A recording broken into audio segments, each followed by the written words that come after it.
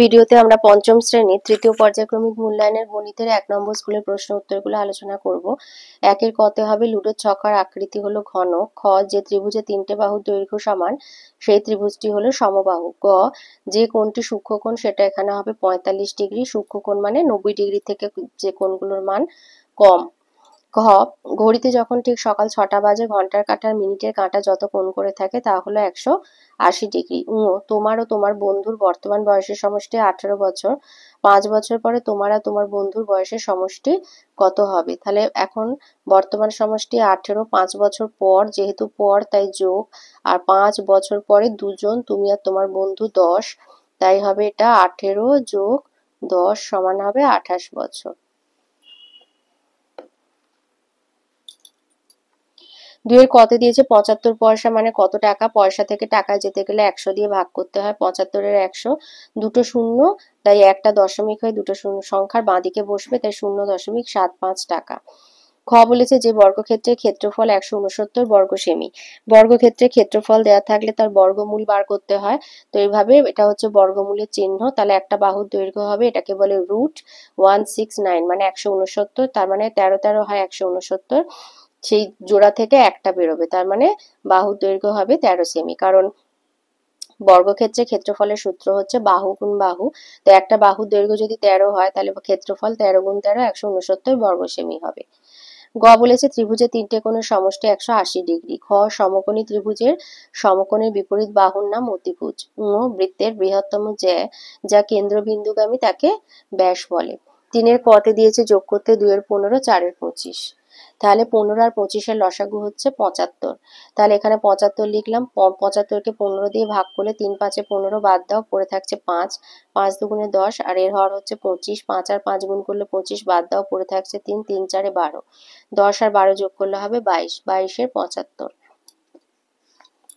ক্ষয়তে একটা টাকা পয়সা যোগ করতে বলেছে, তো এইভাবে সাজিয়ে নেবে, নিয়ে যোগফল হবে 320.26 টাকা। 7 আর 5 12, 2 হাতের একটা এর সাথে যোগ করে দেবে। 7 আর 1 8 আর 2 10 0 হাতে 1 2, 1 আর 1 2 আর 3 বসে গেল। তাহলে 320.26 টাকা। নির্ণয় যোগফল। আর এটা এমনি ওপর নিচে সাজিয়ে যোগ করে নেবে।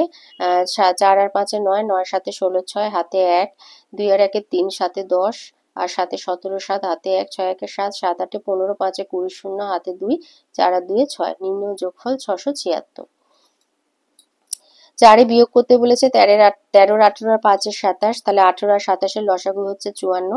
তো এর হর যেহেতু 18, তো এখান থেকে 18 তৈরি করে নেবে। 3 3 9, 9 2 18, তাহলে দুটো 3 আর এই 2 বাদ দাও, পড়ে থাকছে 3। 3 4 39, এর হর হচ্ছে 27। 3টে 3 গুণ করলে 27 হয়, তাই 3টে 3 বাদ দাও, পড়ে আছে 2। 5 দুগুণে 10, তাহলে 39 থেকে 10 বিয়োগ হলে হবে 29 এর 54। ক্ষয়ের দাগের বিয়োগটা এভাবে সাজিয়ে নেবে। 5টাকে 15 ধরবে, 7 ঘাটে 15 হাতে 1, 1 আর 1 2 মিলে গেল 0, বা 18 পরে 7 ঘাটে গেলে 25 হয়। 7 থেকে 5 বিয়োগ হলে 2, 9 থেকে 2 বিয়োগ হলে 7। তাহলে নির্ণয় যোগফল 72.07 টাকা। গয়ের দাগে 101 থেকে 978 বিয়োগ দিলে হবে 23। 5 বলেছে ছোট থেকে বড় সাজাতে বলেছে। তো ছোট থেকে বড় সাজানোর ক্ষেত্রে যখন লবগুলো একই হয় তখন যার হর বড় হয় সে ছোট হয়, আর যার হর ছোট হয় সে সব থেকে বড় হয়। তো এই যে দশমিক সংখ্যাগুলোকে, এগুলোকে যদি আমরা ভগ্নাংশের আকারে সাজিয়ে নিই তাহলে দেখবো এর হর হচ্ছে সবার বড় 1000, তারপরে আসছে এর 100, তার সবার ছোট হচ্ছে এই 0.5 মানে 5 এর 10। তাহলে ছোট থেকে বড় সাজালে যার হর বড় বলেছি সে সবার ছোট হয়, তাই 0.005, তার থেকে বড় 0.05, সবার বড় 0.5। একইভাবে পরে যেটা দিয়েছে এটা দেখো, সবার লব আসবে 2011, আর হরগুলো সবার বড় হচ্ছে 2.011, এর হর হচ্ছে সবার বড় 1000, তারপরে আছে 20.11, তারপরে 201.1, তাই জন্য সবার ছোট হবে 2.011, তার থেকে বড় 20.11 আর সবার বড় 201.1। 6 দাগেতে সরল করতে দিয়েছে। কয়ের সরলটা 10 গুণ 6 বিয়োগ দিয়ে তৃতীয় বন্ধনী 5 যোগ দ্বিতীয় বন্ধনী 10 বিয়োগ 5 বিয়োগ 2, কোনো চিহ্ন নেই। 3 দ্বিতীয় বন্ধনী আর তৃতীয় বন্ধনী বন্ধ করেছে। তাহলে প্রথম বন্ধনী থেকে সবগুলো লিখে আসলাম, এখানে এটা গুণটা করে নিলাম 60, আর বাকিগুলো লিখে আসলাম, এখান থেকে পেলাম 3। আর বন্ধনী আর সংখ্যার মাঝে চিহ্ন না থাকলে গুণ হয়, তাহলে এখান থেকে পাচ্ছি 9, 10 বিয়োগ 9 1, 5 যোগ 1 6, 60 বিয়োগ 6 হবে 54।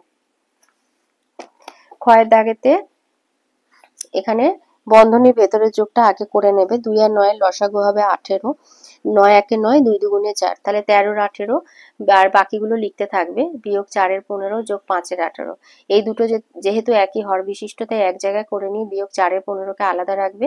এই দুটো যোগ করলে হবে 18 আর 18 বিয়োগ 4 এর 15, 18 আর 18 মানে 1, 1 বিয়োগ 4 এর 15, তাহলে 15 বিয়োগ 4/15।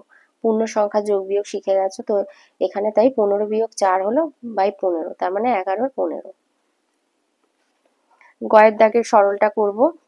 তো 32 ভাজিতক 4 গুণ 4 বিয়োগ 2 বিয়োগ 32 ভাজিতক 4 গুণ 4 বিয়োগ 2, তো প্রথম বন্ধনী থেকে এগুলো বার করে নিলাম।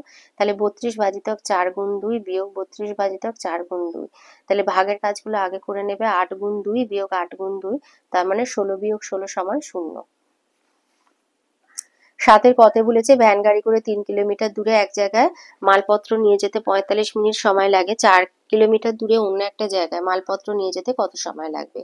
দূরত্ব কিলোমিটার আর সময় হচ্ছে মিনিট। 3 কিলোমিটার 45 মিনিটে যাবে, 4 কিলোমিটার কত সময় যাবে? দূরত্ব আর সময় হচ্ছে সরল সম্পর্ক। তাহলে 3 কিলোমিটার পথ যেতে সময় লাগে 45 মিনিট, 1 কিলোমিটার যেতে লাগবে 45 এ 3 মিনিট, আর 4 কিলোমিটার যেতে লাগবে 45 গুণ 4/3। তাহলে 45কে 3 দিয়ে কাটলে হয় 15, 15 4 60 মিনিট, মানে 1 ঘন্টা সময় লাগবে। ক্ষয়ের দাগে বলেছে 7 জন লোক 12 দিনে 4200 টাকা আয় করলে 8 জন লোক 9 দিনে কত টাকা আয় করবে? তাহলে জন সংখ্যা, দিন সংখ্যা আর আয় টাকা লিখবে। 7 জন 12 দিনে 4200 টাকা আয় করছে, 8 জন 9 দিনে কত আয় করবে? জন সংখ্যা এবং আয় হবে সরল সম্পর্ক, দিন সংখ্যা আয়ও সরল সম্পর্ক। বেশি লোক হলে বেশি আয় হবে, বেশি দিন হলে বেশি আয় হবে। তো 7 জন লোক 12 দিনে আয় করে 4200 টাকা, তাহলে একজন লোক 12 দিনে করবে 4207, আবার একজন লোক 12 দিনে যে টাকাটা আয় করবে একদিনে তার থেকে কম, তাই 4200/7 গুণ 12। আবার লোক বেড়ে গেল, একজন লোক একদিনে যা আয় করছিল সেখানে 8 জন এলে একদিনে আরো বেশি আয় করবে, তাই 4200 গুণ 8/7 গুণ 12। আবার 8 জন লোক একদিনে যে টাকাটা আয় করছিল সেখানে 9 দিন যদি কাজ করে আরো বেশি টাকা আয় করবে, তাহলে 8 জন লোক 9 দিনে আয় করে 4200 গুণ 8 গুণ 9/7 গুণ 12। তাহলে কাটাকুটি করবে, 4200কে 7 দিয়ে কাটলে হয় 600, আর 600কে 12 দিয়ে কাটলে 50, তাহলে 50 গুণ 8 গুণ 9 মানে 3600 টাকা আয় করবেন। গতে বলেছে একটা পোল্ট্রিতে 4000টা মুরগি 250 দিনের খাবার মজুদ ছিল, আরো 1000টা মুরগি আনা হলো, ওই মজুদ খাবারে মুরগিগুলোর কতদিন চলবে? মানে খাবারের পরিমাণ নির্দিষ্ট। তাহলে লিখবে মুরগির সংখ্যা টি আর দিন সংখ্যা। 4000টা মুরগি, 250 দিনের খাবার আছে, আরো 1000টা এসেছে, তাহলে 4000 যোগ 1000 5000। মুরগির সংখ্যা দিন সংখ্যা ব্যস্ত সম্পর্ক, মানে এটা জন আর দিনের মতো। মুরগি বাড়লে এক খাবার যেহেতু নির্দিষ্ট, মুরগি বাড়লে দিন কমে যাবে আর মুরগির সংখ্যা কমলে দিন বেড়ে যাবে।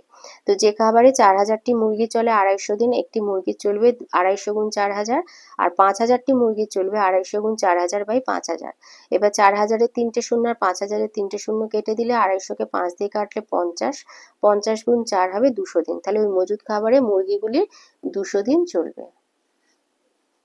ঘতে বলেছে একটি আয়তকার জমির ক্ষেত্রফল 918 বর্গ মিটার, জমিটির দৈর্ঘ্য 54 মিটার হয়, তার প্রস্থ কত? তাহলে এইভাবে লিখে নিলে ক্ষেত্রফল 918 বর্গ মিটার, দৈর্ঘ্য 54 মিটার, প্রস্থ ক্ষেত্রফল ভাজিতক দৈর্ঘ্য। তাহলে 918কে 54 দিয়ে ভাগ করবে, 91 নেবে, 54 একে 54, বিয়োগ হলে হবে 37, 8 নামলো, 54 সাথে 378, তাহলে প্রস্থ হবে 17 মিটার। 8 বলেছে 5.3 সেন্টিমিটার দৈর্ঘ্যের সরলরেখা অংশ অঙ্কন করো এবং সরলরেখাটির নাম দাও। তো এখন স্কেলগুলোতে সবই মানে সংখ্যা লেখাই থাকে। তাহলে বলেছে 5.3, আমি পেন দিয়ে করছি যাতে ভালোভাবে বোঝা যায়, তোমরা পেন্সিল ব্যবহার করবে, পেন ব্যবহার করবে না। তো 5.3, এই ধরো হচ্ছে 5, 5-এর পরে এই যে এখানে 3 লেখাই আছে, এরকম একটা স্কেল মানে কিনে নিলে আর অসুবিধা নেই। তো এইভাবে লিখে নিলে এটা নাম দিলে AB, আর এখানে লিখে দিলে 5.3 সেমি।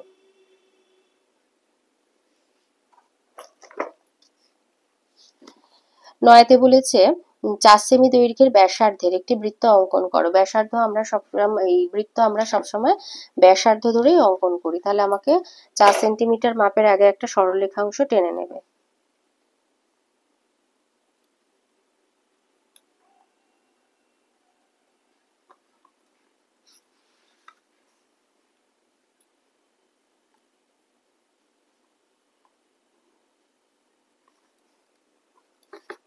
তাহলে এটা লিখে রাখলাম 4 সেমি। এবার বৃত্তটা আমরা আঁকবো।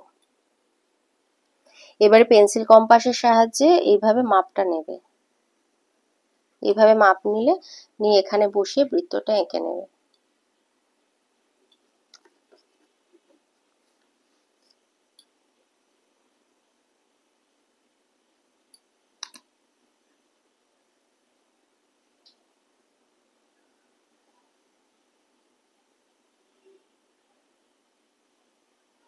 এই হয়ে গেল। এবারে নাম দিয়ে দিলে, এখানে নাম দিলে ও।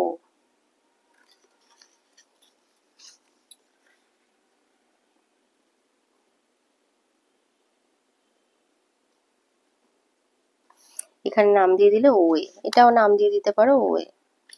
তাহলে লিখবে, এটা বৃত্ত লিখে দিলে, তাহলে ওয়ে সমান হলো 4 সেন্টিমিটার মাপের একটি ব্যাসার্ধ। আমাদের শুধু বৃত্ত অঙ্কন করতে বলেছে, আর কিছু করতে বলেনি।